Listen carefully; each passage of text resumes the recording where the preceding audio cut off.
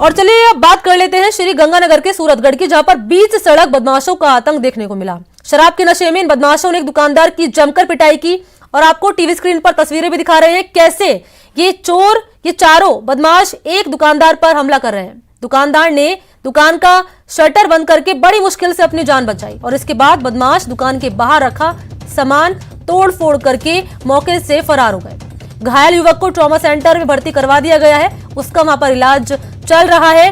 वहीं सूचना मिलने पर सिटी पुलिस ने मौके का मुआयना किया।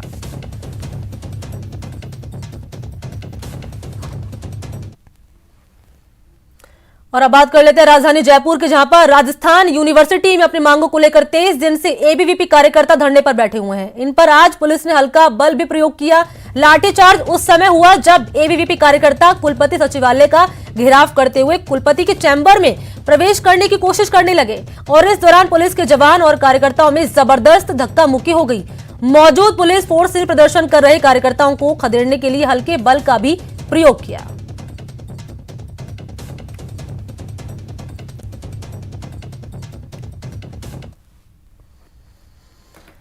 इधर चूरू के राजकीय लोहिया कॉलेज में आज स्टूडेंट्स ने तालाबंदी करके प्रदर्शन किया। ये छात्र कॉलेज में खाली लेक्चरर पदों को नियुक्ति की मांग को लेकर कैंपस में इकट्ठा हुए और यहां पर उन्होंने जमकर नारेबाजी की। कॉलेज गेट पर तालाबंदी के बाद जमकर छात्रों ने बवाल मचाया और इस दौरान छात्राएं दीवार फांदकर कॉलेज में दाखिल होती हुई नजर आई।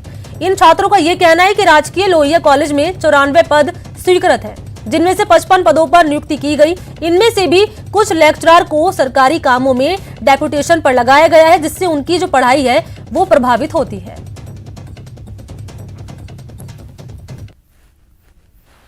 ये आता है कि टीचर्स के जो जिस डिपार्टमेंट में 5 हैं, एक डिपार्टमेंट के अंदर उसमें से एक ही काम कर रहा है और 4 की अलग ड्यूटी लगा रखी है। तो स्टाफ के अंदर है ना, जो विभाग के अंदर इसके अंदर बड़ा प्रेशर आ रहा है, उसके कारण क्लासेज वगैरह नियमित रूप से नहीं लग पा रही है। तो उससे हमने कॉलेज में निवेदन किया और हमने धरना देकर प्रदर्शन किया है। इसके कारण सभी ने आके हमें सहमति दी है और ये मुझे उम्मीद है कि हमारी ये मांगे पूरी की जाएंगी।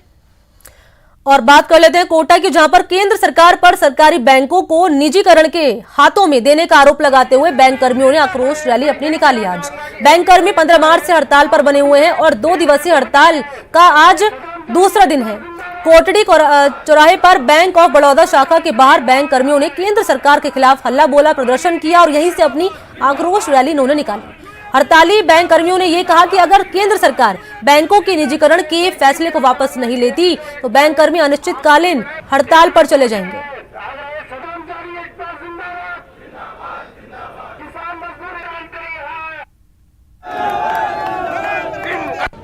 आज हमारी हड़ताल का दूसरा दिन है। कल हम एसबीआई एरोड्रोम सर्किल पर बड़ी तादाद में इकट्ठे हुए थे और सरकार ने जो निजीकरण की नीति अपनाई है इसके खिलाफ बैंक कर्मी अधिकारियों ने अपना रोष जाहिर किया और पूरे तादाद में वहाँ इकट्ठे हुए। कल बहुत शानदार कार्यक्रम रहा, पूरे देश में भी हड़ताल रही और कोटा में हर बैंक बंद थी। और अगली खबर है अजमेर से, जहां पर राजस्थान लोक सेवा आयोग के बाहर पिछले 22 दिनों से स्कूल शिक्षा भर्ती 2018 के अभ्यर्थी धरना दे रहे हैं, नियुक्ति की मांग कर रहे हैं। धरने के दौरान आज उन्होंने अनूठा प्रदर्शन करके राज्य सरकार और आयोग के सामने अपनी बेबसी जाहिर की। किसी ने खिलौने की दुकान लगाई तो किसी अभ्यर्थी ने रोड पर फल सब्जी की दुकान लगाई तो कोई फावड़ा लेकर मजदूर बनता हुआ दिखाई दिया। इन अभ्यर्थियों ने राज्य सरकार से जल्द नियुक्ति करने की मांग की, साथ ही आगे आर पार की लड़ाई लड़ने की भी चेतावनी दे डाली। डिग्रियों को कलेक्ट होने के बावजूद भी हम लोगों को आज सब्जी ही बेचनी पड़ रही है। हम 5th क्लास के बाद भी ये बेच सकते थे और अपना पेट का गुजारा कर सकते थे, इवन अपनी फैमिली का गुजारा भी कर सकते थे। तो क्यों आरपीएससी तक ये जू नहीं रेंग रही, क्यों मंत्रियों तक ये जू नहीं रेंग रही, क्यों हम यहाँ खड़े होने के लिए मजबूर है, क्यों हमारा धरना 22 दिन से लगातार चल रहा है, क्यों हम सिर्फ जवाब चाहते हैं, हम नियुक्ति चाहते हैं और कुछ नहीं चाहते। अपने आप सिस्टम को चेंज करो और हमें जल्दी से जल्दी नियुक्ति दे। और बात कर लेते हैं जोधपुर की, जहां पर सेंट्रल जेल एक बार फिर से सुर्खियों में आ गया है। यहां जेल में मोबाइल के साथ आपत्तिजनक सामग्री भी मिली है, जिसमें जेल की सुरक्षा पर सवाल खड़े हो रहे हैं। जेल प्रशासन की तरफ से बाहर से आपत्तिजनक सामग्री फेंकने का मामला दर्ज करवाया गया। जेल प्रशासन ने रातानाडा थाने में रिपोर्ट दर्ज करा दी। रिपोर्ट में यह बताया जा रहा है कि जेल की उद्योगशाला में बाहर से पैकेट फेंका गया, जिसमें 4 मोबाइल, 7 आपत्तिजनक सामग्री मिली है। लेकिन जेल सुरक्षा प्रहरियों की मुस्तैदी के चलते ये सामान जब्त कर लिया गया और कैदियों तक पहुंचने से रोक दिया गया।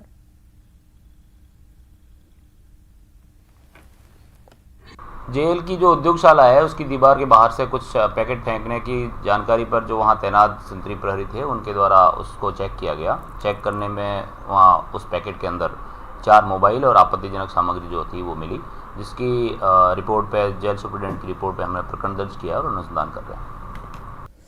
और चलिए ब्रेक के बाद रुक कर लेते हैं सीधा टोंक का, जहां पर बीती रात सदर थाना इलाके के भड़कपुरा में तेज रफ्तार ट्रैक्टर ट्रॉली ने स्कूटी में टक्कर मार दी, जिससे स्कूटी सवार मां बेटी की मौत हो गई। सूचना मिलने पर पुलिस ने मौके पर पहुंचकर शव को कब्जे में लिया और निवाई सीएचसी में रखवा दिया। लेकिन हादसे से गुस्साए परिजनों ने शव का पोस्टमार्टम करवाने से इनकार कर दिया और वाहन चालक के खिलाफ कार्रवाई करने और मुआवजे की मांग की, जिसके बाद अधिकारियों के समझाने और मुआवजा देने का भरोसा मिलने के बाद दोनों शव का पोस्टमार्टम किया गया। फिलहाल पुलिस ने मां बेटे का शव परिजनों को सौंप दिया है।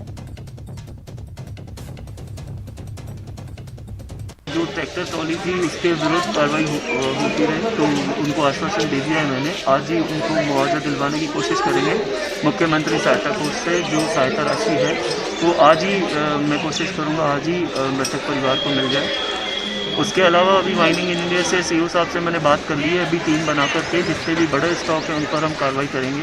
कल रात को शाम को 7 बजे माँ बेटे स्कूटी पे जा रहे थे, तो उनके एक्सीडेंट में दुर्घटना में मौत हो गई। उन्होंने रिपोर्ट दी है लोगों ने कि भाई अज्ञात वाहन को टक्कर मार दिया। अब अज्ञात वाहन कौन है पता लगाएंगे। सुबह इन लोगों ने मुआवजे की मांग रखी थी, एसडीएम साहब ने उनको मुख्यमंत्री सहायता कोष से 1 लाख रुपये की मुआवजा राशि दी और आगे पोस्टमार्टम करके आगे मुकदमा कर लिया। रात को कार्रवाई चल रही। और चलिए बात कर लेते हैं अलवर की, जहां की भिवाड़ी के सेंट्रल पार्क के पास बीती रात कार में मिले शव की गुत्थी को पुलिस ने सुलझा लिया है। शव की शिनाख्त आलमपुर के रहने वाले चरण सिंह के तौर पर हुई है। पुलिस की शुरुआती तफ्तीश के मुताबिक ये जानकारी मिल रही है कि पीठ दर्द के चलते चरण सिंह अपने परिजनों के साथ बारात में शामिल नहीं हो पाया था, जिसके चलते परेशान होकर उसने पिस्टल से अपने सिर में गोली मारकर खुदकुशी की थी। फिलहाल पुलिस ने पोस्टमार्टम करवाने के बाद शव परिजनों को सौंप दिया है और पूरे मामले की जांच शुरू कर दी है।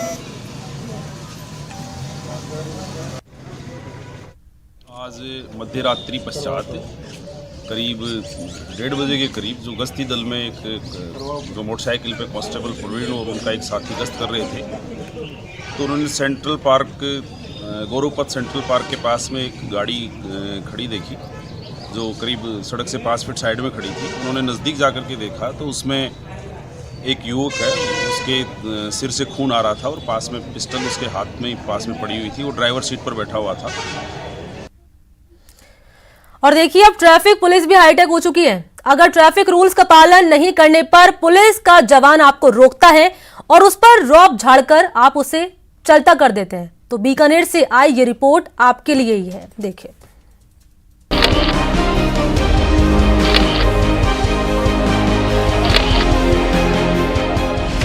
धमकी बाजों पर लगेगी लगाम, उपद्रवियों पर चलेगा डंडा, अब भारी पड़ेगा पंगा।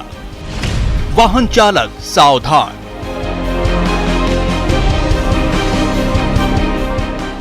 अगर आपके पास वाहन है और लापरवाही से सड़क पर ड्राइव करते हैं, खुद के साथ साथ दूसरों की जान भी जोखिम में डालते हैं, तो सावधान हो जाइए। आज ही अपनी आदत से बाज आ जाइए, क्योंकि अब ऐसा कतई नहीं चलेगा। ये छोटी जगह है, लोगों का ईगो हर्ट होता है। उनको ये लगता है कि साहब मैं कैसे रुकवा लिया, तो उनके पास उस चीज का तो कोई जवाब होता नहीं है कि हेलमेट क्यों नहीं लगा रखा, वो कैसा हमारे साथ दुर्व्यवहार कर दिया। कई बार चौराहे पर पुलिस और पब्लिक के बीच तीखी नोकझोंक हो जाती है, नौबत मारपीट तक भी पहुंच जाती है। ऐसे में एक दूसरे पर जमकर आरोप लगाए जाते हैं।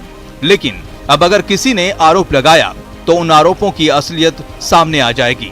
बढ़िया चीज है जो कैमरा लगाया इन्होंने, इसका पता चल जाएगा कि कौन सही है कौन गलत है।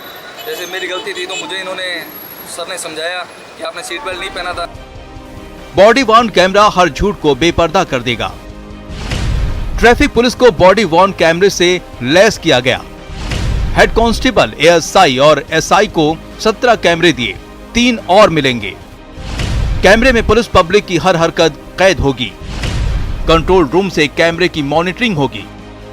यानी विवाद की स्थिति में कमाल का ये कैमरा दूध का दूध और पानी का पानी कर देगा। कई बार ऐसा होता है कि किसी वजह से हॉट परस्यूट में मान लो आपस में बोलचाल हुई, बातचीत हुई, वो ह्यूमन बीइंग है, वो जोर से बोल लेता है, कई बार जो वाहन चालक है वो जोर से बोल लेता है, तो कैमरा लगाने से निसंदेह दोनों पक्षों पे इस बात का एक ये मॉरली एक वो रहेगा।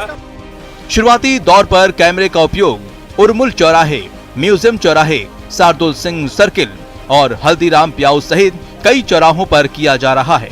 इस सिस्टम की खासियत ये है कि इसकी रिकॉर्डिंग कोई भी डिलीट नहीं कर सकता है। इसके आधार पर जो कार्रवाई होगी वो पूरी तरह निष्पक्ष होगी। न्यूज 18 राजस्थान के लिए बीकानेर से सतवीर सिंह राठौर की रिपोर्ट। और बुलेटिन में फिलहाल इतना ही। देश और दुनिया की तमाम बड़ी खबरों के लिए आप देखते रहिए न्यूज 18 राजस्थान। नमस्कार।